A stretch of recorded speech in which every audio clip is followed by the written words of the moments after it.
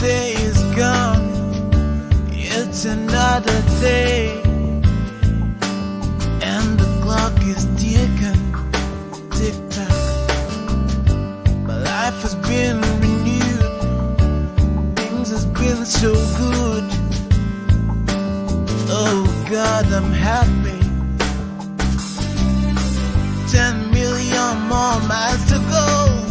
I've got a very long way to go. Oh, but I'm not worried.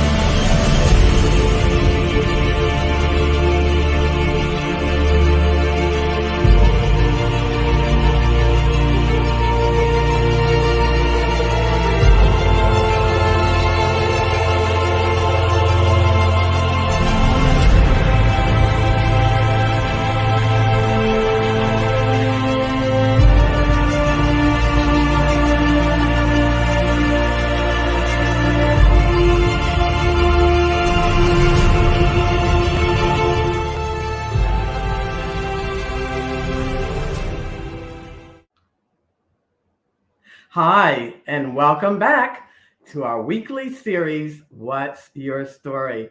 I'm Dr. Beverly Swanson-Powell, and I always say it is truly a delight to come before you each week. I have an amazing guest. Now, I know you say I say that every week because, quite frankly, every week I do have an amazing guest. And today is no different. But before I tell you about our guests, I want to remind you that the show airs weekly on Friday. However, I have an announcement. We have changed the time. I have listened to all the messages. I've read them all that said, Dr. Beverly, can we do it a little later? Well, yes, we absolutely can. So the show now airs on Friday weekly at 12 noon.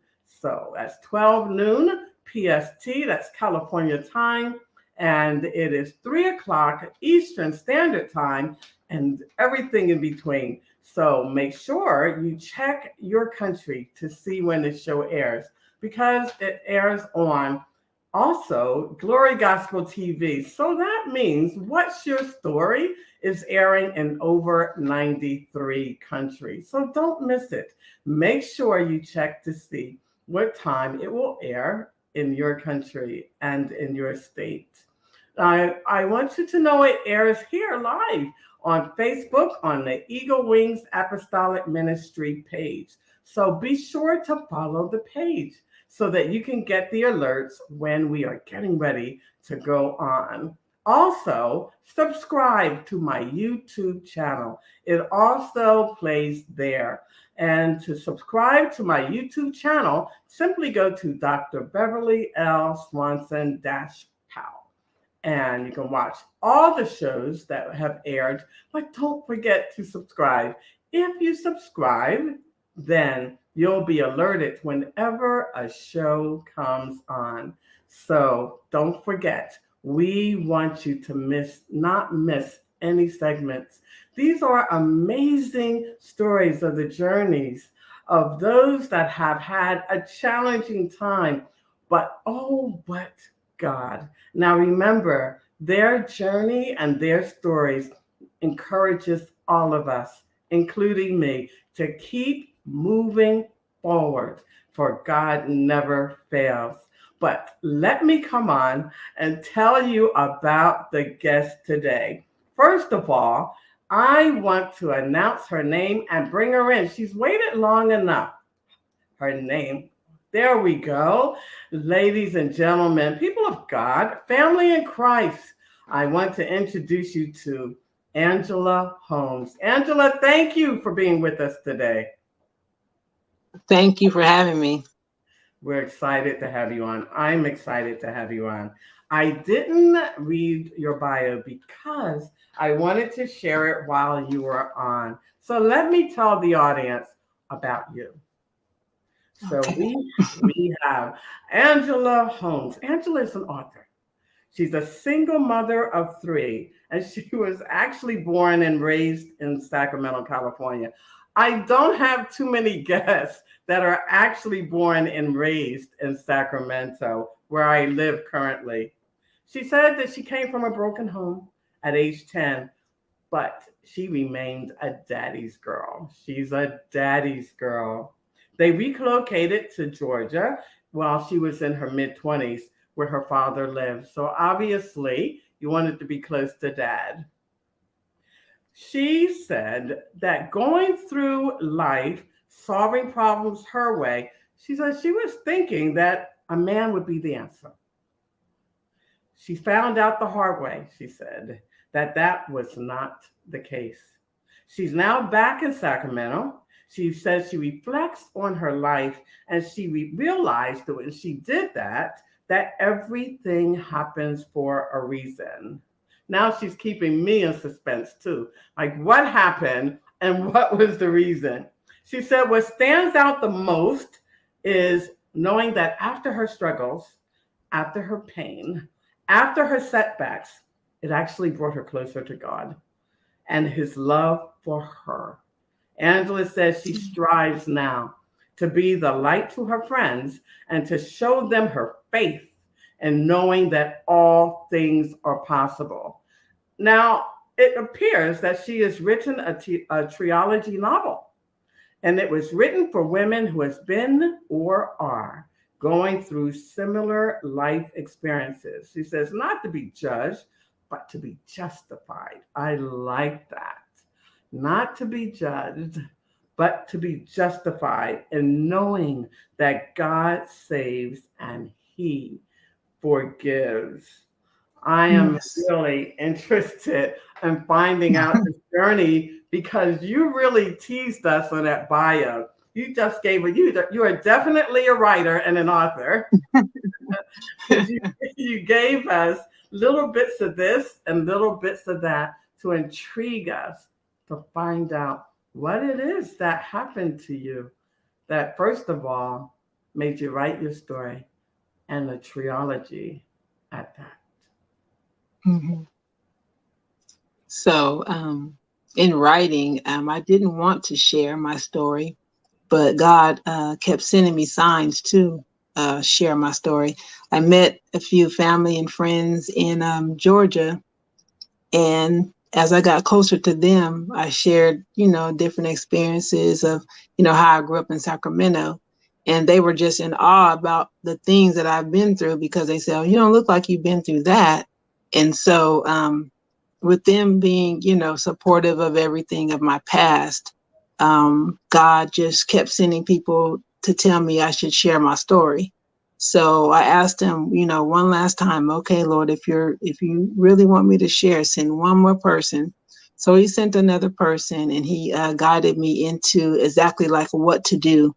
So I really used my experiences in writing as a therapy.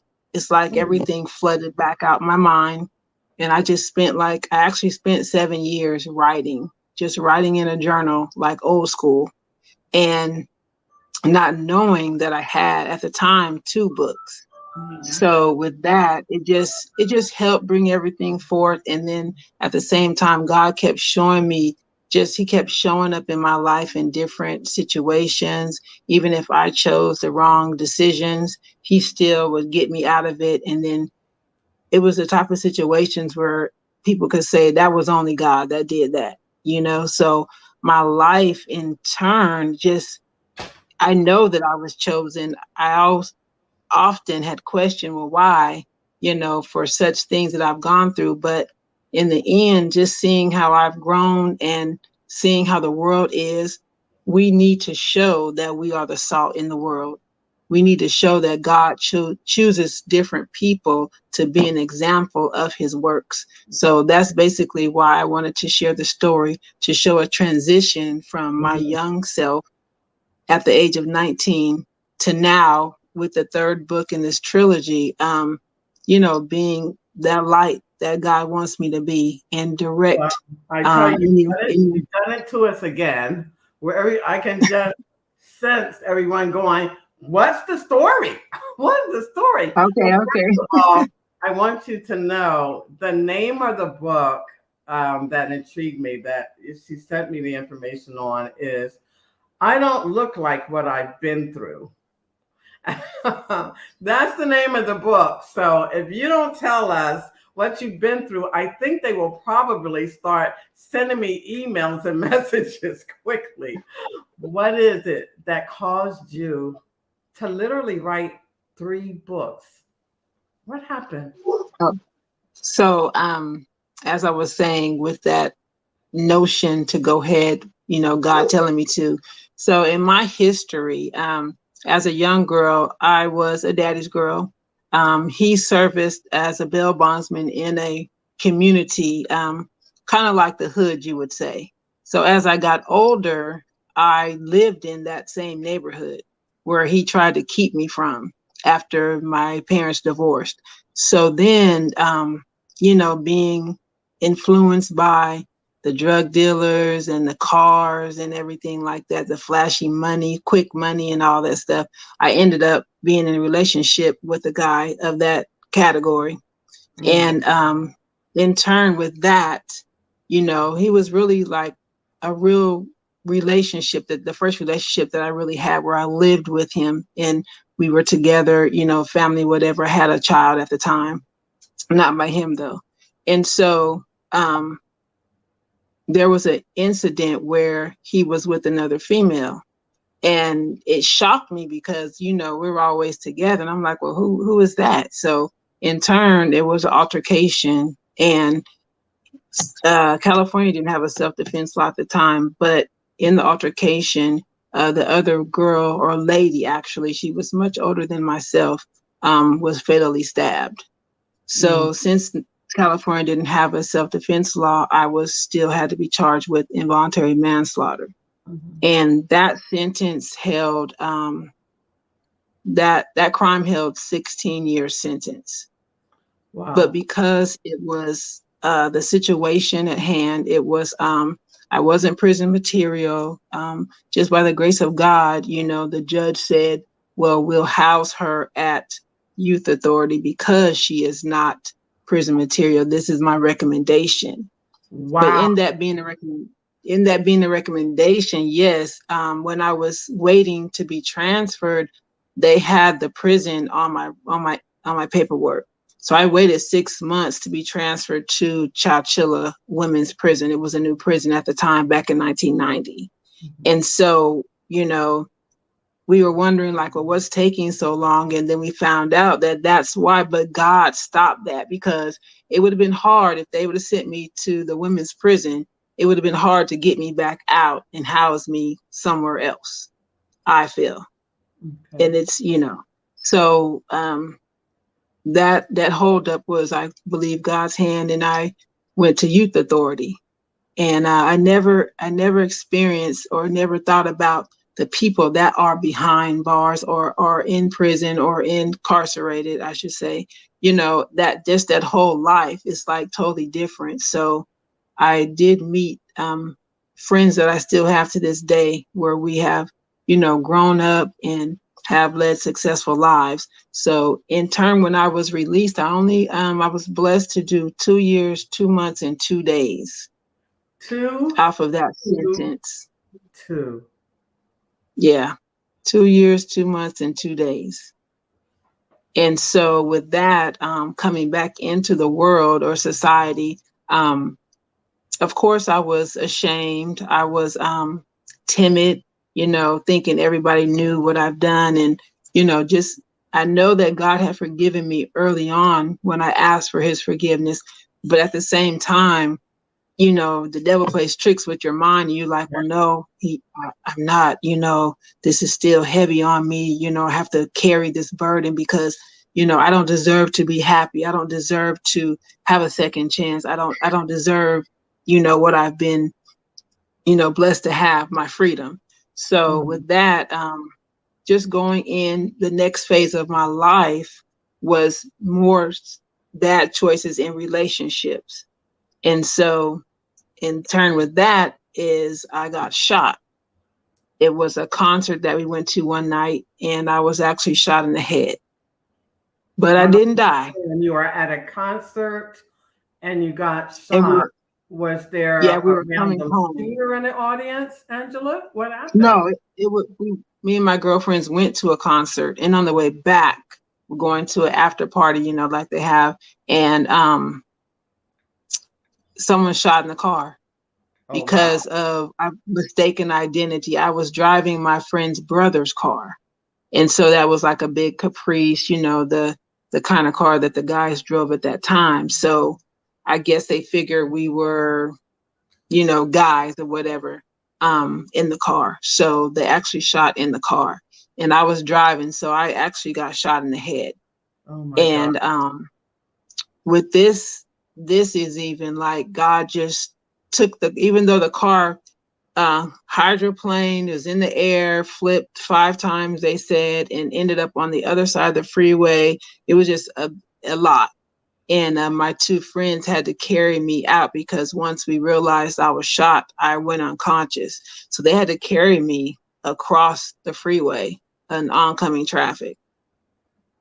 And so, just with that, you just never know. Like people say, I wonder how it feels to be shot, or when you die, just never know. I just know I was gone, unconscious.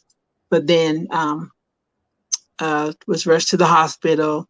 I stayed in the hospital, I believe, a few weeks, if not almost a month, maybe. But I know I wasn't able to walk or sit up for April, May, June, July, 4 to 5 months before I could actually stand up and walk.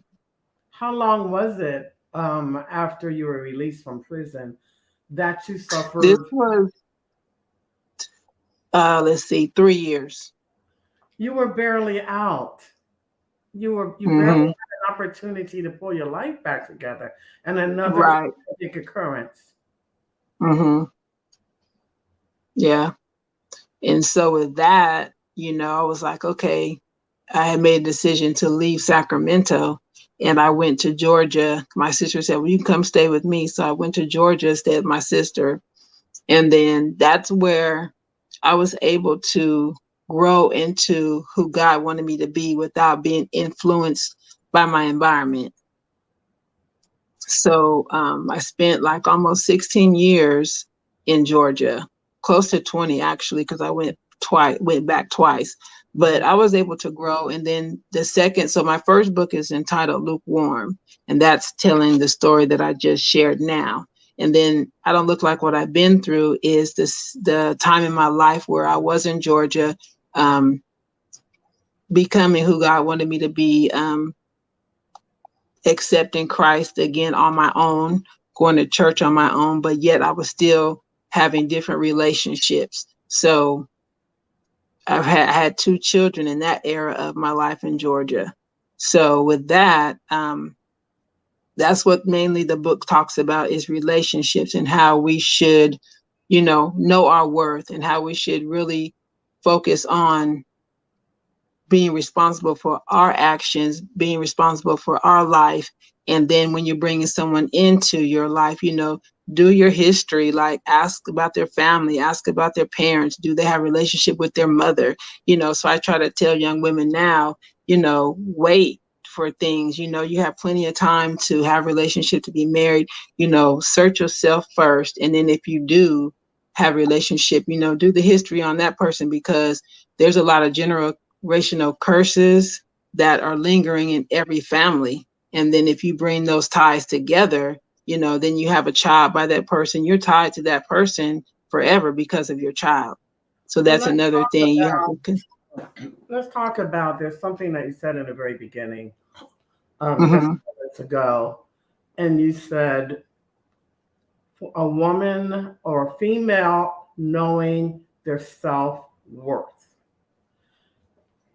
So was that a big factor in the people that you were getting hooked up in relationships the first time? Because I remember you saying that you were a daddy's girl, and he was a bail bondman, so he tried to keep you from that life. Right. Okay. And you were a daddy's girl. So what happened there? Right. How did that mix? Yeah. So, Yes. um, being a daddy's girl, true, but at the same time, I was the baby of the family. I was the spoiled one. You know what I wanted, what I saw, and I wanted. I went after it, no matter what it was. So I kind of kept that from him. You know, um, he he wasn't like the father that he knew how men were, but we asked him later on, like, why you didn't say this or do this, but he wasn't that type of father where he would ask, well, who are you dating? Who is this? He really didn't. I was with my mom a lot, so he really didn't ask that many questions. So he didn't have any idea what I was doing, to be honest. He just knew I was something else, but he just couldn't put his finger on what that something was.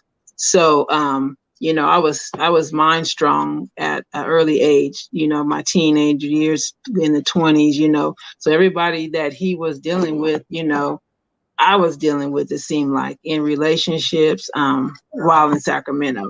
In Georgia, not so much. I kind of dated a different type of guys in Georgia, but just still, like not doing your history of, research of who you're dating. You just, oh, he likes me, so okay, I'll date him, and then it goes with the whole other situations of fornication and living together, shacking up.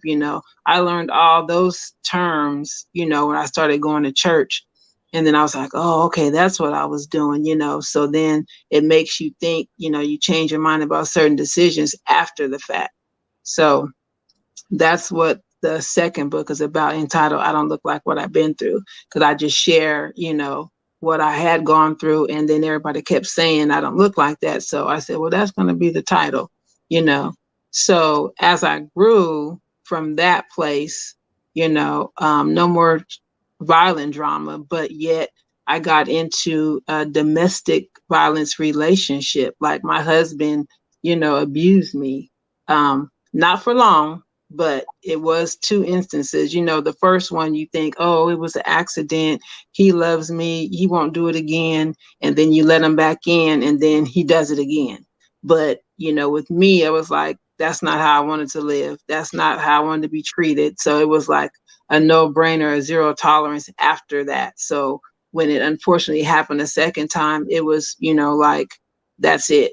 It wasn't even a conversation to where we're getting a divorce. So, Well, I'm fortunate that you were strong enough to be able to do that. As you know, it is difficult for women when they get caught up in that an abusive relationship to it leave. is, it So, is. And did I hear you say that you did not see that coming?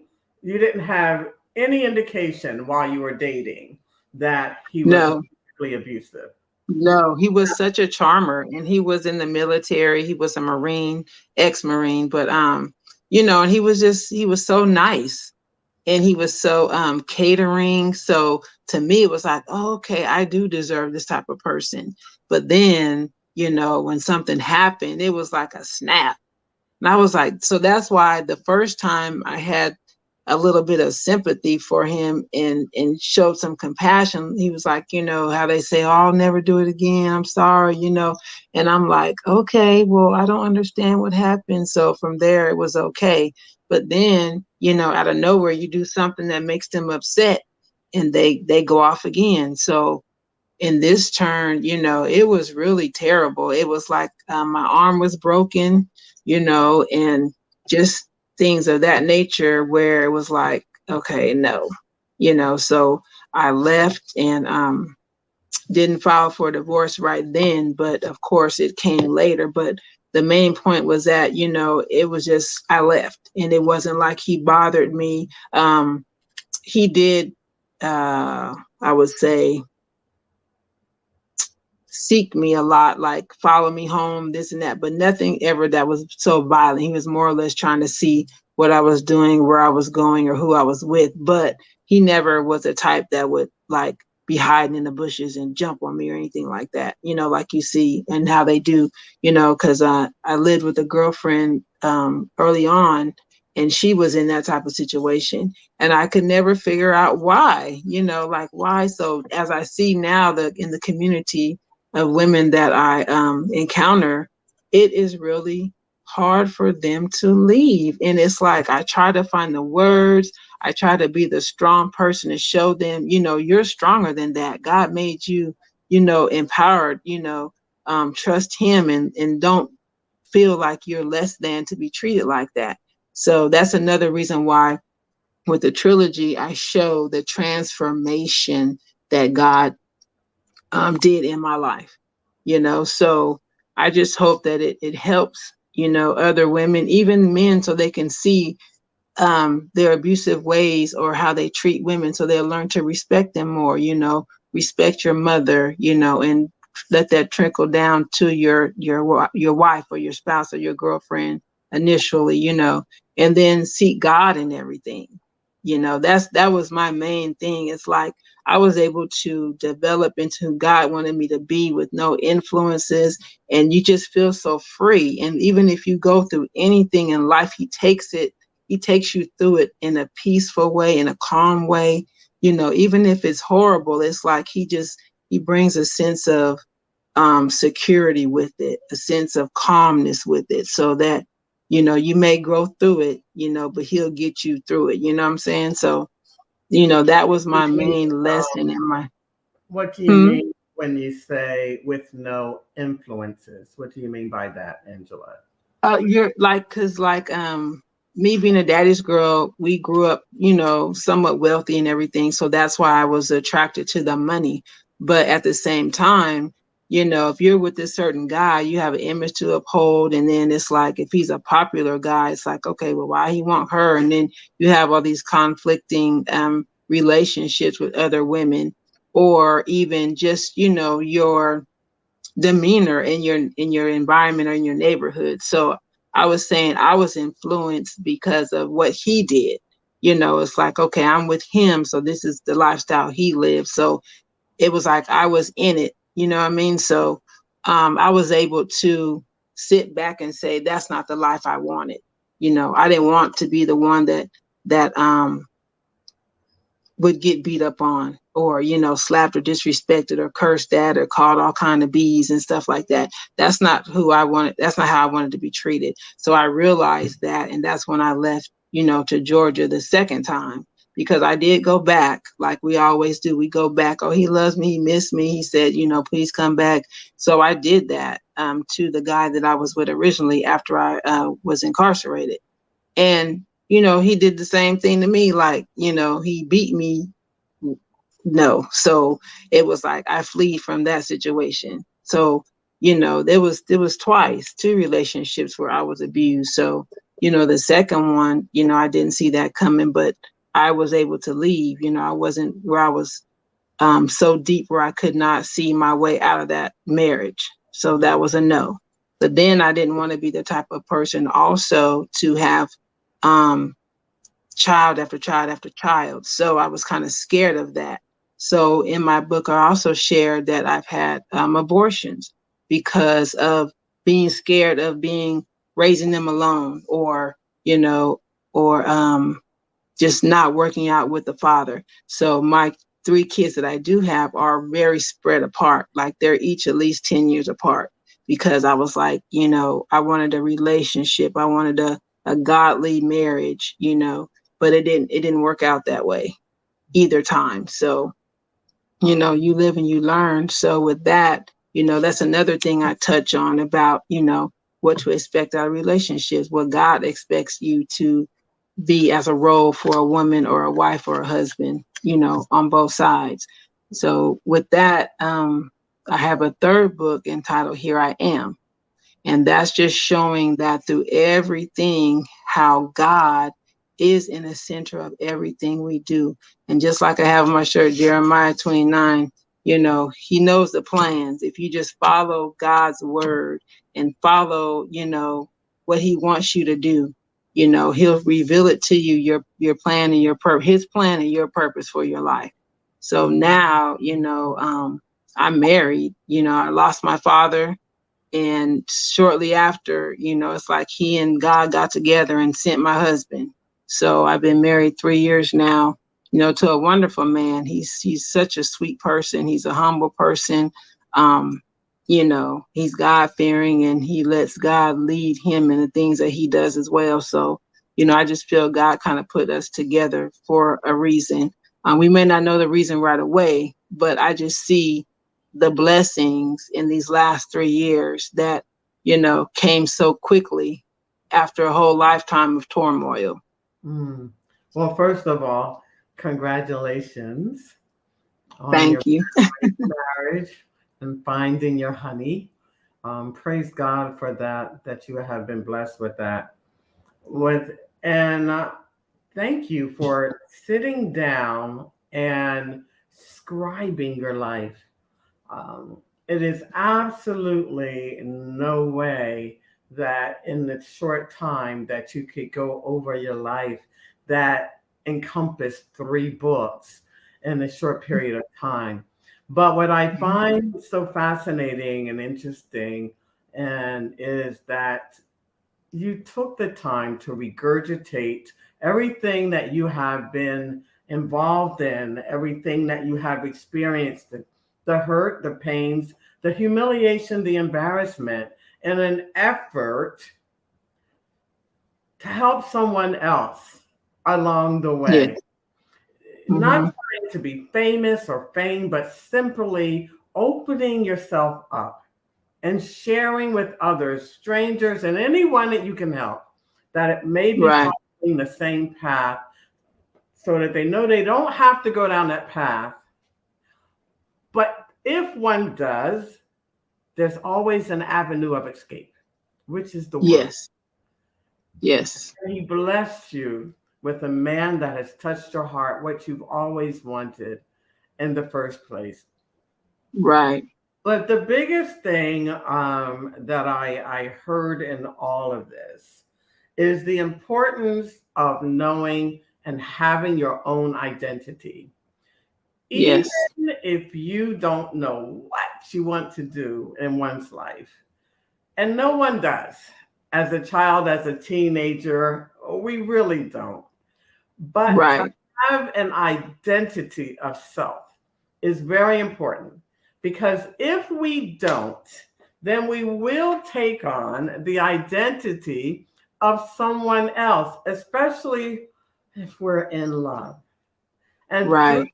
that, we wind up living someone else's life That is true. instead of our own. Right. And I saw that that's not the life I wanted to live. And that, yeah, I'm glad I saw that early on. It's just like God put a light bulb, like, this is not how I want to live. I want a husband that has a job. I want a husband that has family values. I want, respect for women, respect for his mother, Yeah. As later on, as you became more mature and older, but in those teen years, those early years, you didn't have that foresight. And that's what happens to a lot of our younger generation.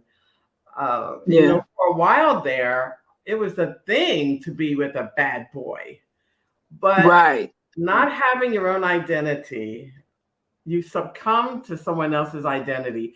And it landed you in a precarious situation and a murder and behind bars. Yes. So I thank you for writing your story. It's reading that people can just simply relate to. It's not a documentary. It's your life and your experiences. And people need to hear real life experiences. So first of all, we forgive ourselves. We can't judge anyone, not even ourselves. Right.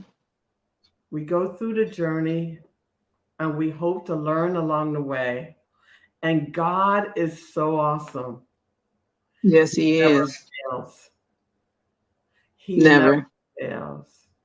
And he found you in you along the way to you. Right. And showed you. That's right. All glory goes to him too. And now you don't want to be ashamed, even if you're, like he says, we're a peculiar people, but you don't want to be ashamed of telling everyone about him. And then if you live it, they're going to see it, So they see it. So they have to want it at some point. And we just pray that they get it.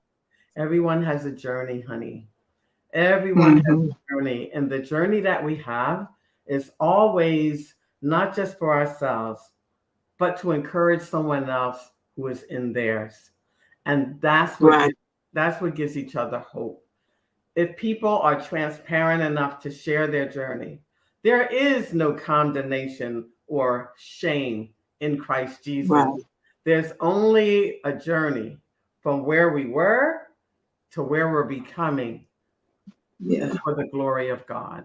You are absolutely Mhm. beautiful. And no, you don't look like what you've been through. How can people buy your books? I do have them on Amazon. There's just Google my name or Lukewarm by Angela Holmes, and it'll pop up and it'll show you the trilogy, all 3 books. I'm on Facebook as author Angela Marie Holmes /pool or -pool because I use my married name as well. And then I'm also on Instagram as author Angela, the number 4 and the letter U. There you go. You Mm-hmm. books are available for you to purchase. And the best thing about this, everyone, is a lot of the stories that you see turning into movies are real life stories of people's journey. So they can truly see that God is always with us, even in our Yes, stuff. that's what I'm waiting for. God showed me that too, and everyone that reads the book said it reads like a movie. So I just keep speaking that into existence. That's right. You keep calling it through. We are in the time that you speak, and God is a supernatural God. We want Yes, to hear your story here on What's Your Story. We air weekly on Fridays, a new time, 12 noon. I want to hear your story. If you are ready to be transparent, as Angela was and everyone else so far, I want to hear your story to share with others. It's all about encouraging people in their journey. We are never there, we are always becoming. You can help yes, someone else when you share yours. I want to hear your story. You can DM me here on Facebook or YouTube, or you can send me an email at ewaministries@gmail.com. That's what Angela did. Or you can even call the office at 916-526-7077. Your story has value. As she said, you have value. We all have value. There is not one human being that doesn't have value because within us is the breath of God. So let me hear your story. Don't forget to subscribe to the YouTube channel under Dr. Beverly L. Swanson-Powell. So, Angela, thank you so much for taking your time to join us and thank you. sharing what you were able to share. Thank you for writing the book, and congratulations on your new marriage and your new life. And I stand in agreement with you for that Yes, movie. amen. Thank you so much. You are so welcome. And for each and every one, we will see you next week right here on What's Your Story.